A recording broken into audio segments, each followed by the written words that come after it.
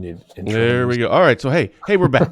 So we're trying this. So I hardlined in, and really, I'm not sure how much we're gonna be able to even get through here. I can't remember where we left off, but I got to know if this works. So now I've hardlined in instead of Wi-Fi. That should make a difference when you have 567 down and 20 some up. But maybe that literally was it. I know it's always recommended to make sure you're plugged in. And I tell all the guests, make sure you are. And I never am. So well, and I switched browsers, so I went from Firefox to Chrome, which is supposed to be faster, but I don't really like Chrome. So so I'm on a different browser. You're on a hardlined in, no more Wi-Fi. And hey, we'll see what happens. If it goes out again, then I know it's the operating system now, and it's or eCam that we use, but it definitely isn't the internet part. So hey, where were we? We were talking about other local newspapers and news agencies, and just the challenge that all news agencies are trying to overcome, finding their space online. Where do you think that is? Where is their place?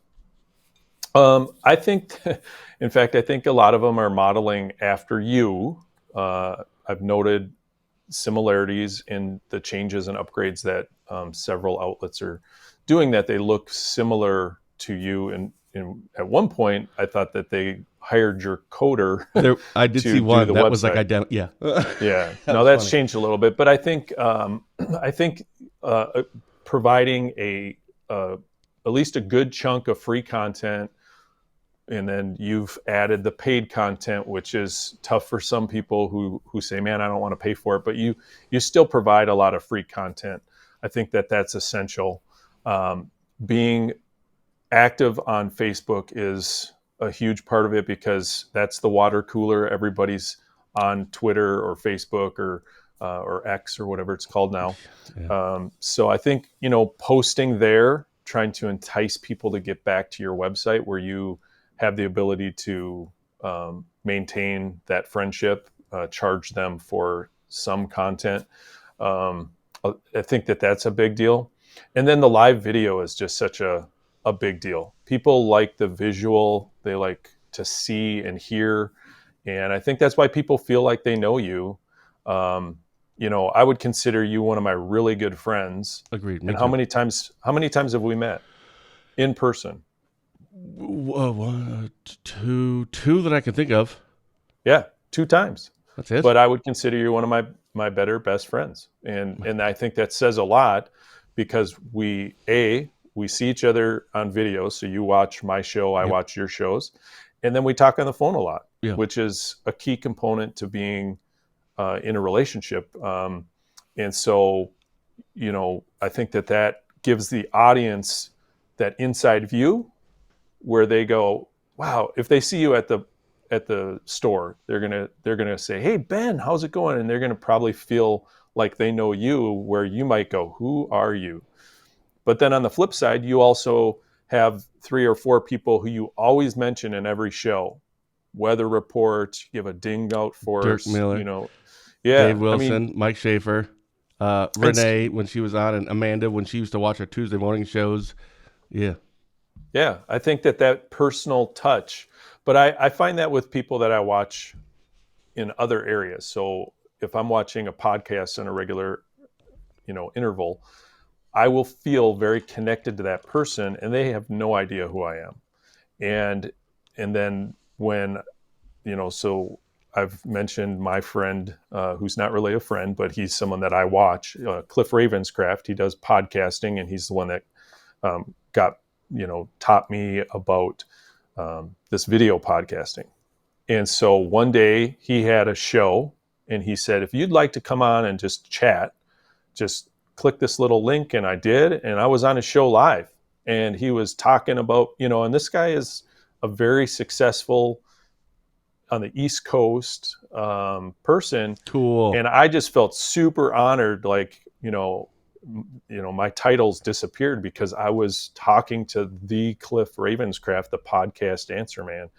And what a cool deal, because he's got hundreds of thousands of people that follow him, and he makes tons of money online doing this kind of stuff. Wow. And here he was entertaining me for 15, 20 minutes. It was cool. So well, I that think is people like feel the that idea with you. behind the live show version. Now, granted, we had some technical issues this morning, so I sincerely apologize for that. I shouldn't have been on Wi-Fi, I guess. But And we they could seem to be do working, knock on wood. Yeah, no kidding. If we could record this though, we could record it in 4K. We could add a lot of graphics before, after, things that pop up. We could really put on a full production. One that would take a lot of time. Yes. But the number one thing, actually, well, I don't want to do that, because most things you see on YouTube, which is where most people go to for stuff like this, it is all recorded first. Virtually all of it is recorded first. So they can cut, they can edit, they can, high production stuff. Right. But the downside to that is you don't get to know the people that are actually watching. That's why so right now we're recording with like 720p at 30 FPS. That's really low. But that is the only thing that kind of works for people on their cell phone when they only have like 3G or something. If any higher, it's going to be too choppy. It's going to be too slow. Their phones can't keep up with it, of the streaming aspect of it. But the benefit is, the advantage is, we get to know people. We get to put their comments on the screen, have a conversation about it, and I think that's where it's at. In real time. Yeah. I think that's the thing is, someone could be watching Tom Tiffany and they could ask a question about something happening in their district, and he can answer them in real time. That is insane. So the live show, yes, you have to get rid of some of the bells and whistles, but some of these new programs, now we use Ecamm Live, but there's dozens of, up and coming or very popular streaming StreamYard, apps. Be Live. We've tried several of those. Yeah, we've actually done some of those. Yeah. So those allow for these boxes and advertisers, and you can play videos and sponsors, and so it does give you a very good production value. Not as high quality as some of the Fox News type stuff where they have editors that are. And there's things scrolling, and we actually had this widget thing at the bottom. We could have like things scrolling past, but again, that takes up a lot more resources, which means it's harder for people to actually stream that live. Right. So I think that's you could do that, but then you lose that personal touch. I think so too. So, and people like when we've always taught, like when I teach people about live streaming, when you mention somebody, they see you because you're the expert. So Ben Dryden, DrydenWire.com, people look at you as an expert in your field. 8 years on the air, 154, 155 episodes of the 59. We're up to, I think we're coming up on 159. I think I've done over 400 shows now total. Yeah, I mean that's expert level, and you get big name people to come on your show, whether it's past governors, running for governor. I mentioned Ted Nugent. That's a big deal to have a national person. Now, some people don't like Ted. He's controversial. I don't care. See, again, I don't care about what his views are. Right. That is just entertaining. He's so entertaining. Yeah, he's crazy. He's crazy. It's people, awesome. He pulls the guitar out and starts jamming on his guitar. How cool. So, I mean, you're attracting that. So when if you were just to have an ordinary person, you give a shout out to, like, hey, Deb, thanks for commenting. I don't know Deb. She probably doesn't care that I'm the mayor of St. Croix Falls, but Ben Dryden on DrydenWire.com. I think you're overselling that part now, but I get where you're going with this. Yeah. So, but that shout out to ordinary people that are just watching, it does something. It creates some stimuli, a connection that says, maybe. oh yeah, they feel connected to you. So interesting. Yeah. Now on the flip side, people do connect to me. You mentioned that I'm a firefighter and a first responder and a mayor. So whenever my wife and I go out to dinner, if we go within 15 miles of our place, there's always somebody who wants to come up to us at Walmart when we're grocery shopping, or Poco Loco when we're eating lunch, and they'll either say thank you or they'll complain. So they'll have, can you fix our street? Thank you for picking me up off the ground, or for doing something with my house when it was on fire. And I don't mind that. My wife, on the other hand, is not necessarily that enthusiastic that while we're on our anniversary that someone might come in and want to spend 10 minutes chatting. But we only have an anniversary once a year, so it's that's just it. I know Fitzy, or I was talking to his wife Holly, and she said, "I don't let him come to Walmart shopping anymore." Yeah, for the same reason. She goes, he like as soon as we get there, he stops. People somebody's hide. talking to him, and she's like 2 aisles down, and then he finally catches up with her, and then someone else stops and talks to him. She said it takes like 3 hours just to go shopping at Walmart if Chris goes with. So she's like, "Nope, you stay home from now on." That's funny. Yeah, no, I imagine that's pretty typical for people that are like in the public sphere, that it's just super inconvenient. So going back to the newspapers, what I was asking was, where is their place? I've said on other shows that I think if they stick to hyper local news, that's something that we can't do. Right? There's a handful of people that are part of Giant Wire. We don't have the resources to have, over 6 counties go to all the city council meetings, the board meetings, the executive committee meetings, finance committee meetings in 6 different counties. Are you kidding me? But if you stick to hyper local news, stop with the AP stories. Stop trying to get the big Wisconsin, the larger stuff. Now, I think it's always important to throw in a larger picture, more of a macro level. That's important, but I think that's where it's still at. If they stick to hyper local news, they're never going to go out of business. Just stick to that, because there's always a need for that, and that's something that we don't do. So there's your niche. Yeah, I think that's true. Although we used to have 2 papers that would cover our city council meetings. There would be 2 reporters that would both be writing a story. Interesting. And we have not had a reporter since COVID. Every once in a while we'll have one if it's a big story, but I think they will watch the play-by-play on the Zoom recording or something, because they do get the stories, but they're not in-house, and there's more errors than there have ever been, because I think they're scrubbing through an hour or 2 hour long video and then taking out the bits and pieces. And so we've had to correct and say, hey, that's not exactly accurate. I think you just took a soundbite. So it's hard though. I mean, could you imagine sending a reporter to every football game or every basketball game and trying to get photos? And that's a big job. And I don't think it pays super well. So I think that having people send it to you and do a press release allows you to sit in your office and just do the paperwork and file it online. Yeah, that stuff's easy, right? Yeah, the thing that takes the longest, of course, is our original crime and court stories. Those takes forever. Those are the things that are behind our insider. But yeah, that takes a long time. But yeah, I don't know. I still think that's where it's at. I know a lot of newspapers that kind of look at crime, obituaries, and sports. That's their big thing, right? Yeah. I kind of wish they would do a little more of just the sports. That's why we don't do sports. Local papers kill it on sports. Are you kidding? Plus, you can cut out little pictures of your grandson Johnny and put it on the fridge. That's where it's at.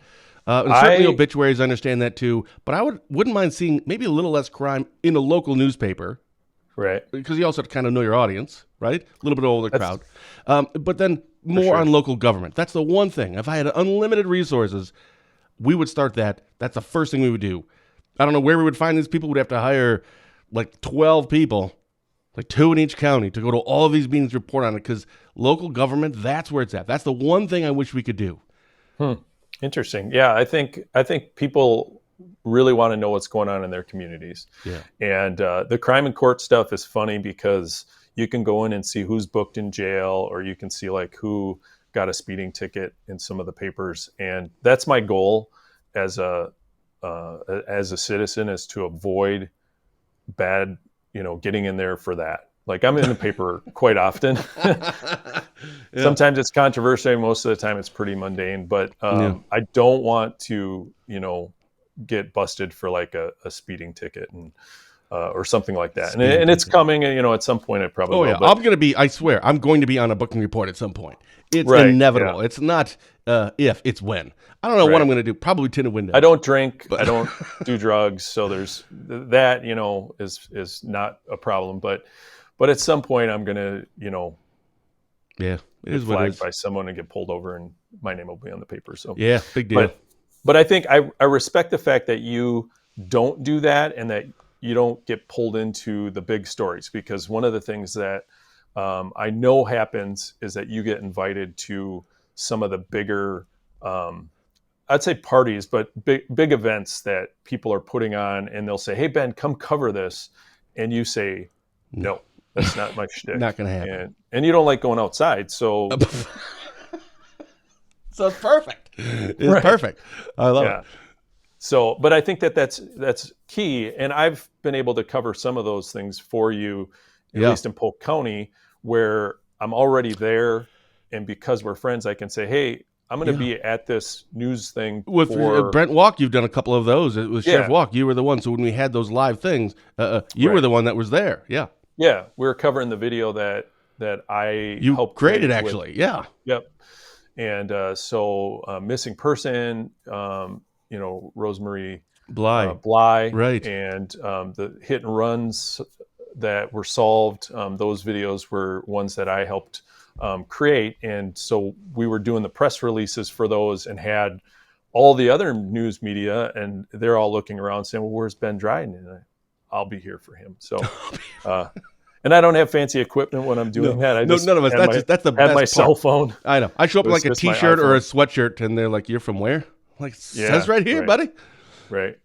So, but I think that's cool, and that's where I think local news really makes a difference. But it can't be offensive. There's certain things that shouldn't be covered until after the fact. And sometimes we try and jump the gun with news stories. And I think you're really good at waiting until you hear from the sheriff, which is probably why you have such a good relationship with all of the sheriffs in the area. And they, I don't know if they seek you out. It's about relationship building and building that trust. And you can't burn someone. You and I, now you know a lot of information than I know. Look, if I know stuff, you and I will talk. So you know a lot of information. So therefore, it never actually leads to a story. Not at the time. Right. It's, I'm not publishing this yet. I'm not doing this yet. There's a way that we can do this. We have to be smart about it and be respectful about it.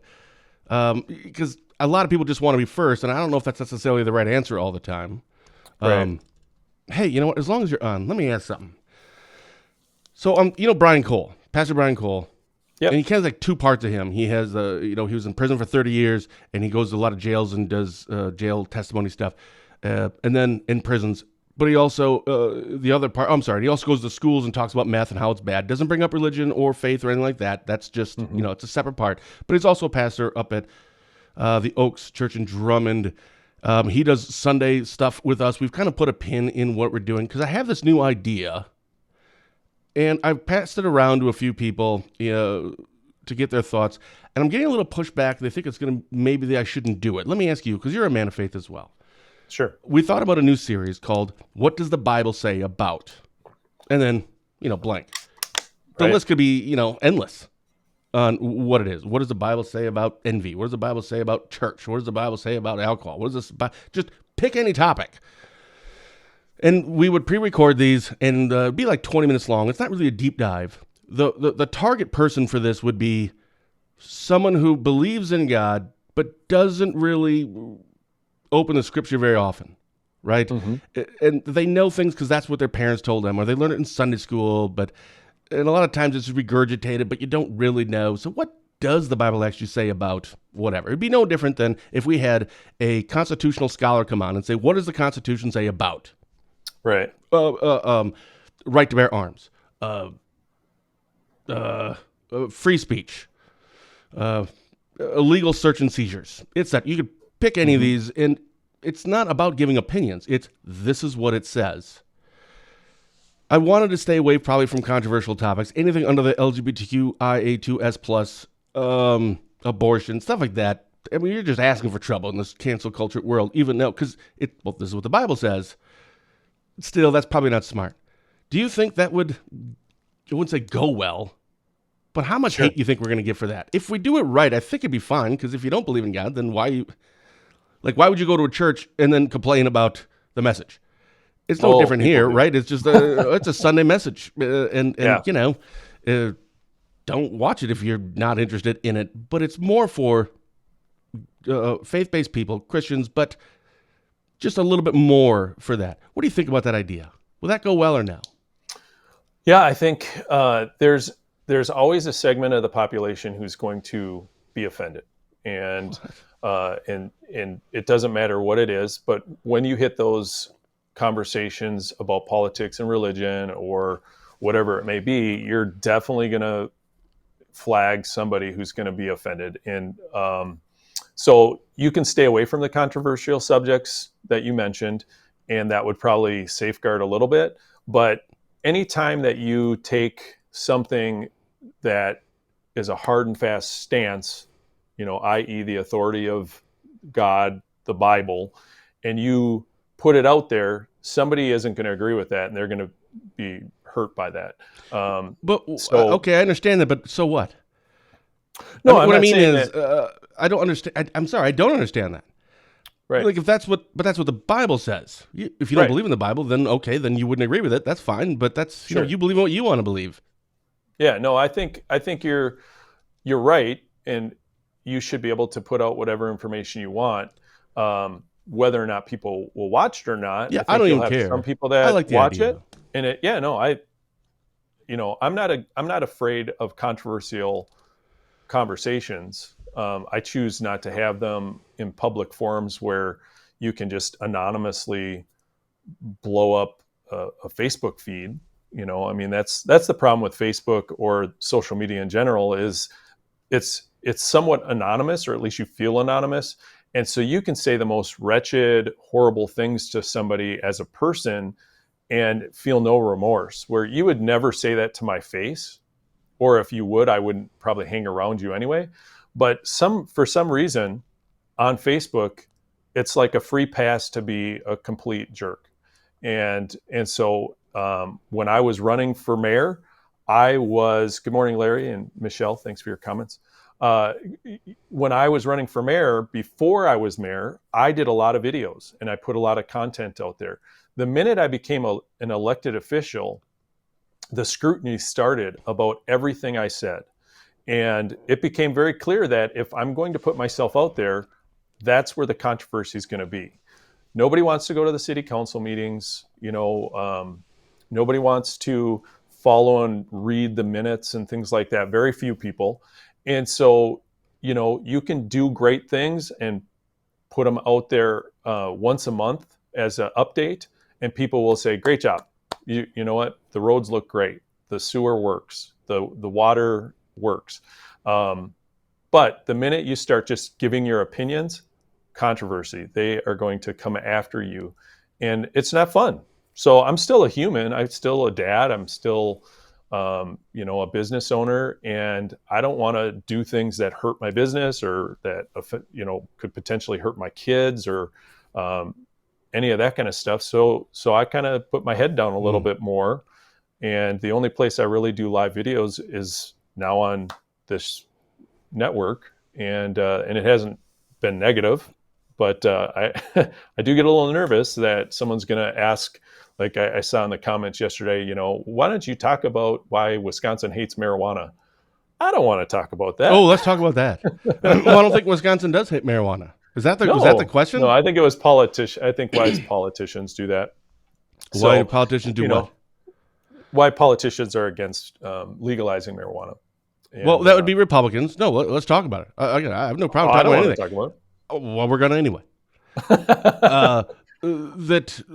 So Democrats are all for this. Most Wisconsinites, let's slow down. That Marquette poll that came out a couple of years ago that said that 78 or 80% of people are in favor of it, there should be an asterisk next to that. I looked at that Marquette poll. They only polled 800 people in that poll, and only 400 of them answered that question. So 400 people out of 5.9 million Wisconsinites, that's what we're basing it off of. Just saying, that's stupid. Yeah. But let's assume that is an accurate number. And the overwhelming majority of Democrats seem to be all for this.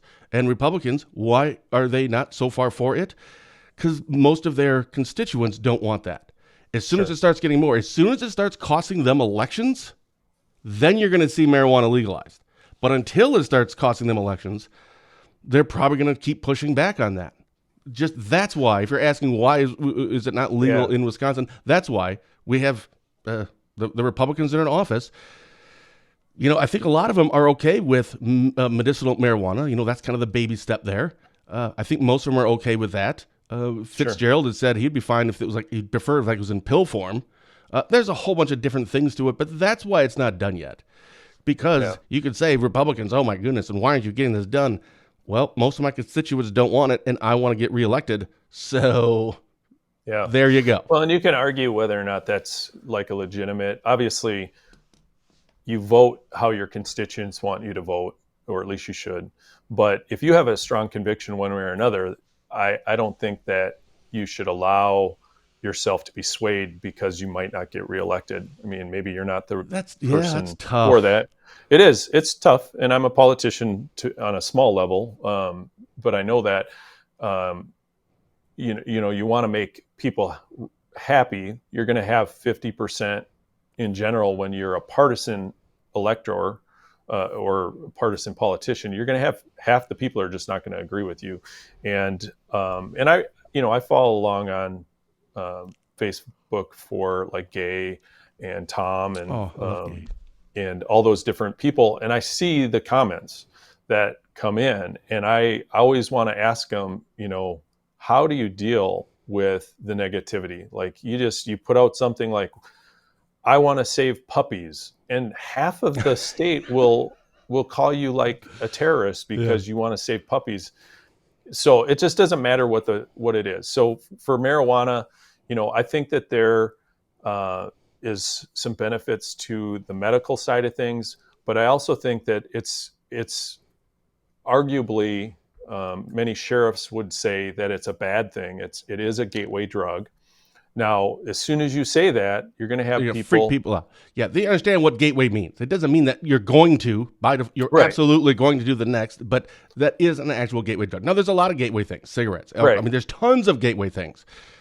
It's just stating a fact. That's all. It is what it is. But I also think we're not dealing with just like homegrown marijuana. We're dealing with like things being added to marijuana and the psychedelic that's scary stuff, man. That fentanyl. So you have to look beyond I really want to smoke pot. No, that's going to be a quote that'll be, don't Kirk Anderson, St. Croix Falls mayor, says, I want to really smoke pot.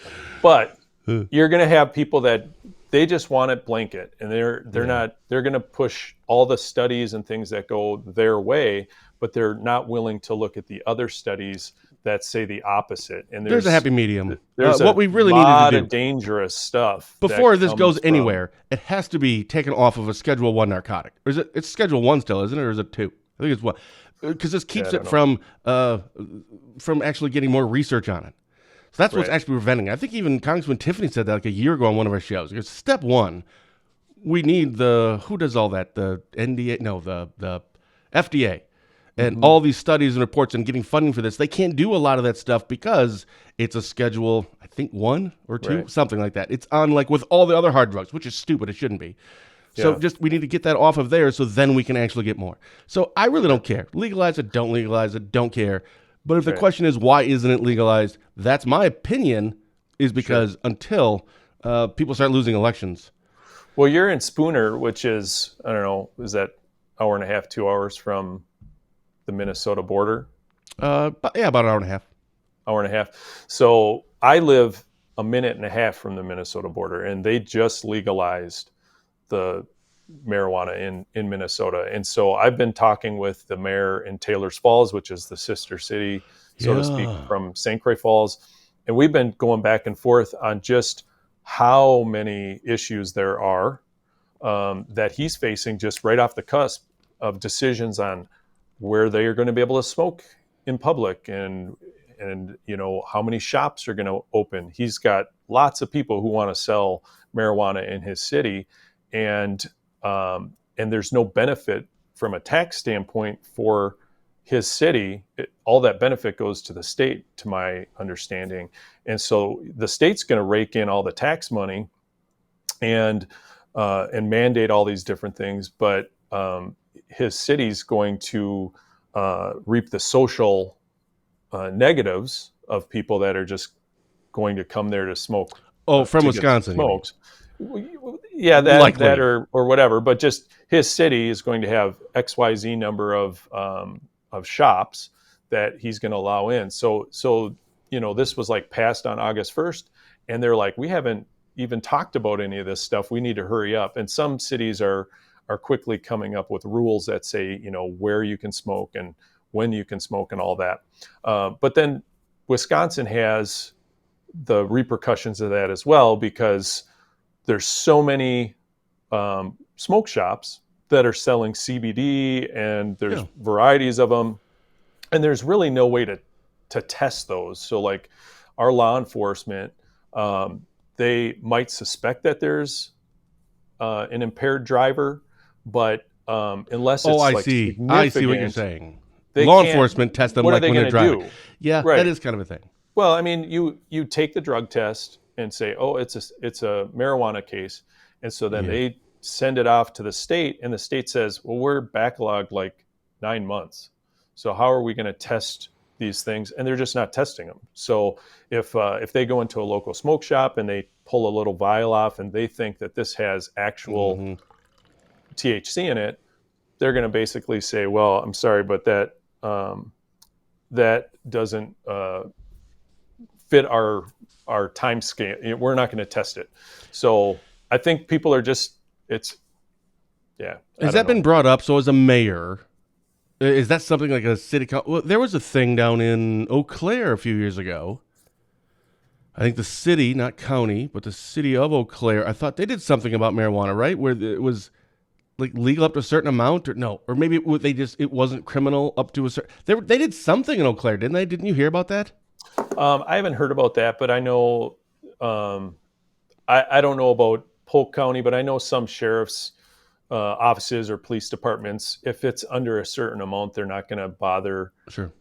Do you get questions about that, being the mayor? Like, hey, what can you do to either legalize it or to make sure it never does? Is there anything? Do you get any questions of that from your constituents? On a hypothetical level, what happens if it gets legal? What are we going to do? Sure, there you go. So that we don't have people just sitting outside schools smoking pot, or walking down the street, or in at our city festival, and do we have a smoking section for? Oh, right. Because I mean, I don't want to smoke pot, but if it's legal and someone's walking down the street, I'm going to get secondhand, pot smoke. Yeah. So does that now infringe on my rights to not smoke pot? Right. And your rights to smoke pot? Like, do whatever you want at your house. Yeah, I don't really care. As long as there's no kids around. Go right ahead. Right, but don't do it like in front of my kids. So I don't know.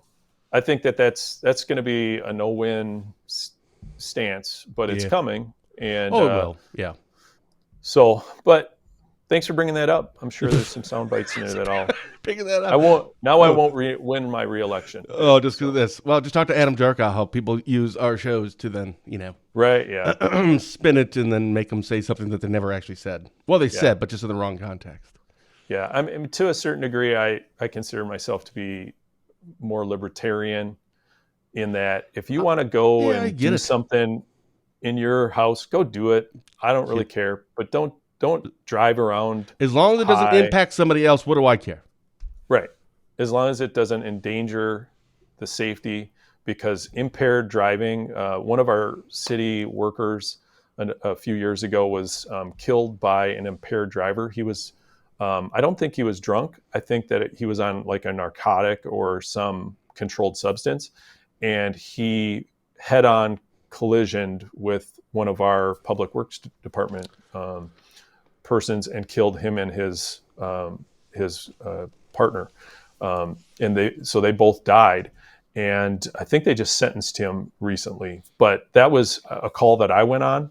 And to my recollection, there might've been some alcohol involved, but he had narcotics in the system.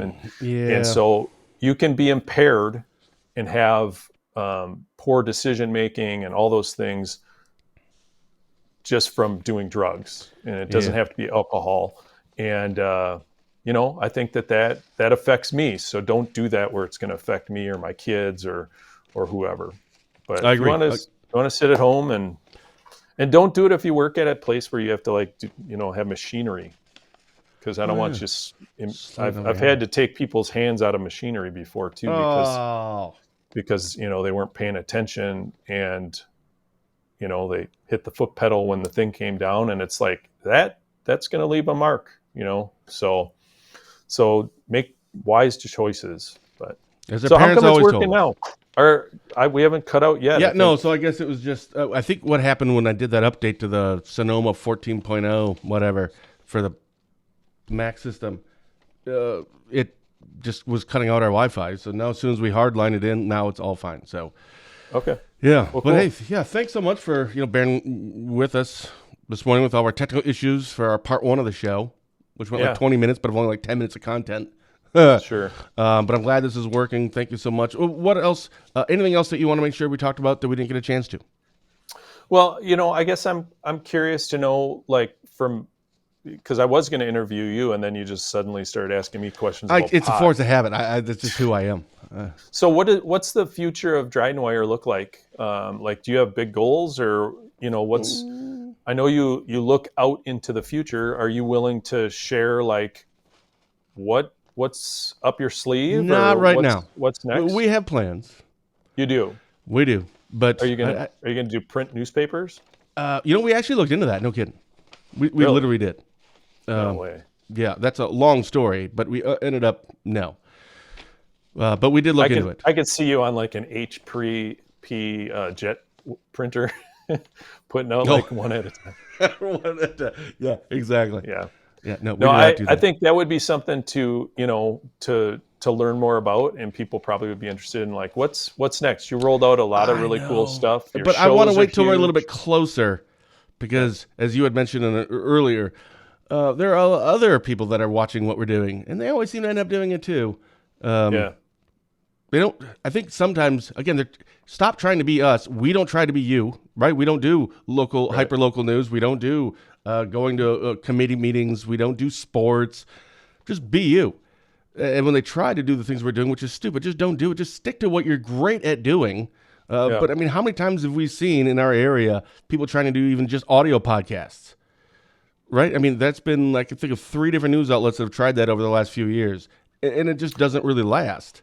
Yeah. Just stick to what you're doing and do it well. Just keep doing that. But the point is, don't want to give away too much. I struggle with the audio podcast. I've done audio podcasts for a long time, but it has to be somewhat evergreen. Well, I want to see them too. Like, I think evergreen. Okay. It's got to be something that is worth going back and listening to. So if A I year listen later. to a podcast at the gym and I'm going to go back 3 episodes, if that content is about a local news story that happened 3 weeks ago because you only do it once a week, that is no longer of interest to me because I've moved not relevant. on. Yep. So I think you've got to That's a do good content, in this live thing.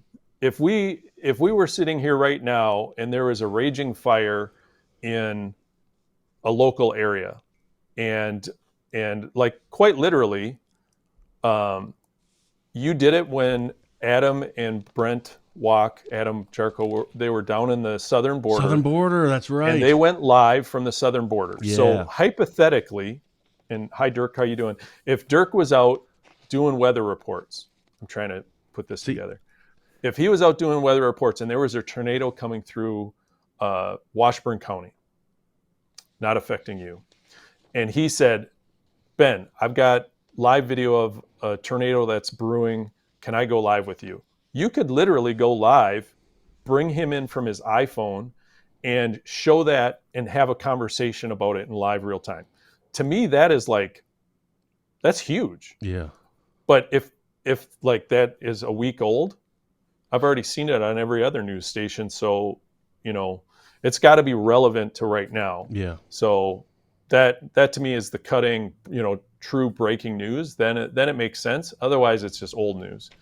So that's what I would say is do the podcast, do a video podcast. I would encourage them to try and do it, but you have to invest in it. I mean, you've got a really expensive mic. You have cameras and lights and a soundboard and earphones. And if you're not willing to invest in that and you're just standing out on the side of the road with a phone that sometimes is the wrong way and you're upside down, it just comes across as feel like badly sometimes. Like, now, come on, guys. I will say we screw up too. But we just had the issues this morning with our stuff. We abandoned our first show because we kept, like, cutting off. So it's not like everything works perfectly, but at least put a little bit of effort into it. And then people will watch it and they'll come to expect it. Cause Tuesday mornings, I get up and I want to watch you and Ben or you and Fitzy because, the Ben and Fitzy show is part of the dialogue. I learn about current events. I learn what's going on. And I would say that would be a lot of fun to see Tracy Finch or, Brent Walk if he'd be willing to get on there and do that just to learn about local stuff going on.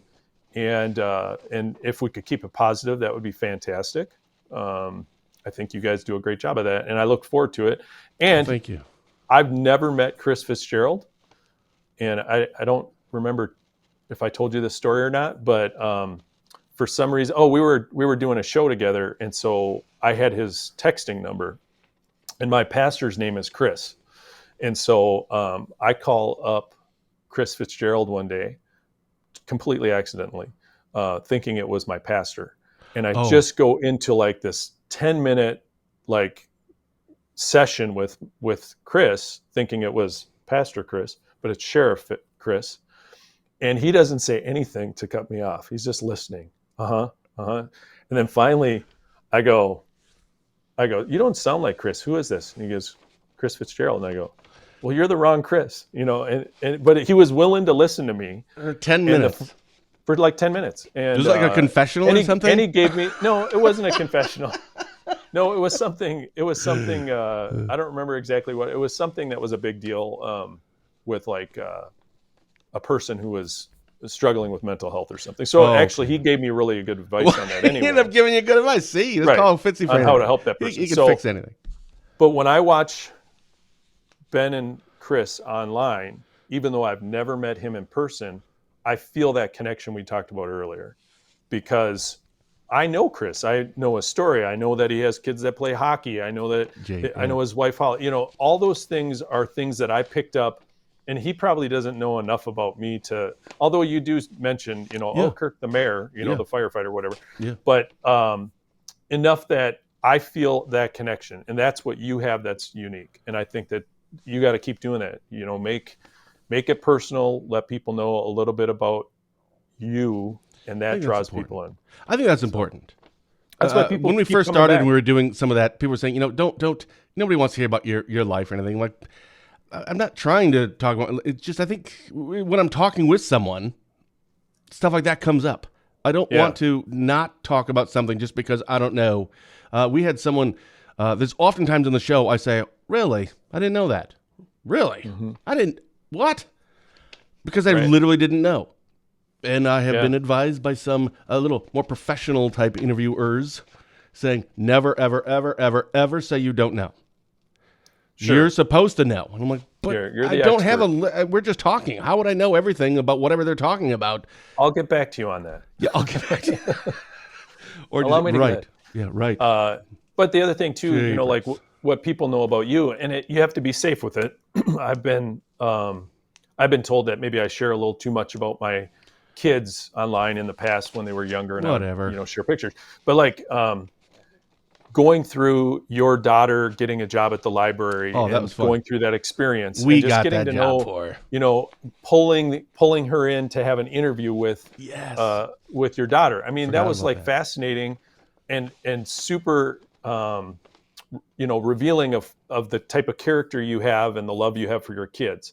And her work ethic. And I think that will go really far for her to be able to get up in front of a group of, whether it's 5 people or 1,000 people, she doesn't know. She just knows she's live someplace. And I think that probably did help her get that job. And it also probably helped the librarian who you interviewed and talked about, what she's doing at the Spooner. Was it the Spooner Library? Memorial Library, because this was after she won the Librarian of the Year because of Fitzy and I. Right. So, just saying. So, no pats on the back. No. So I do think that though you're giving exposure to areas that wouldn't normally get that exposure, and it's not how many people are watching live, but it's how many replays you get, and you look at some of the shows that really made a difference. And you start seeing 500-600 people or 1,000 people watching them, and you go, okay, maybe they weren't up at 8:30 when we did it, or maybe we had technical difficulties and they went and did something else. But when 800 people watch it, or CNN scrapes the audio and uses it against you. Or Eric Toney using all his campaign stuff against Adam. I'm never going to be able to run for attorney general because my stance on marijuana. So, whatever. See, that's the key. I just don't have a stance on anything. I think that's what helps. And I'm not exaggerating. I think that helps. Jello. I don't really. I'm on the fence all the time, and I'm one good argument away, is a persuasive argument for me just being a little bit on your side of the fence, and then someone else could come on from the other side and. Okay, now I'm in the middle on everything. There's only two things in this world that you could never convince me anything other or get me to your side or to change my mind. And that is that God is real, / Bible is the highest authority, and my love for my Lord and Savior Jesus Christ. You're never going to talk me off of that one. Well, and two, my wife is the greatest person on the planet. Sorry, those two things I know as facts for me. Yeah. But everything else, I think that's awesome. Pretty much in the middle. I think your personality and how friendly you are goes a long way, and it was evident when you interviewed someone that was on the Democratic side and made them look so good that Patty told everybody else to come and do an interview too, because suddenly we were getting interviews from all over the state. Yeah. Was that Sarah Yakub? Yeah. Yeah. Yeah. You were so nice to her that. I thought you were going to vote for her, but suddenly we had people coming to the table saying, "Hey, I want to be interviewed. I'm not in your district, but you did such a good job." So I don't know if they were going to reuse that footage or. Yeah, that's right. I forgot about that. People running against Ron Johnson that wanted to come on, Lieutenant Governor. Yo, that's right. Yeah, but it's funny because you get accused of being, you must be on the tank for the Democrats. But then if someone you interview who's a Republican does a good job and you make them look good, then people are mad that you're a big time Republican. Hey, listen, if I can make Tom Tiffany look good, I can make anybody look good. Breakfast with Tiffany, what a classic show. It was. But now everything's gone over to Dryden White Live because we have a sponsor now. So. Right, yeah, that's awesome. Do you have extra music where we could close this out? And we've successfully talked for an hour and a half, although we only really talked for an hour. Like 45 minutes. All right, cool. Beautiful, though. Thanks so much being on your show, man. Thanks so much for coming on. Thanks, everyone. Special thank you to our guest today, St. Croix Falls Mayor, first responder, and host of the Kirk Anderson Show, Kirk Anderson, for jumping on for a chat with us this morning. Thank you, everyone, for bearing with us through our technical issues this morning. I'll see all of you tomorrow morning when Barron County Sheriff Chris Fitzgerald and I will be back for our, I think it's 159th episode of Positive Tuesday with Ben and Fitzy, right here on our Facebook page at 8:30 in the morning. So until then, for DrydenWare.com, I'm Ben Dryden saying thank you for watching and have a blessed day.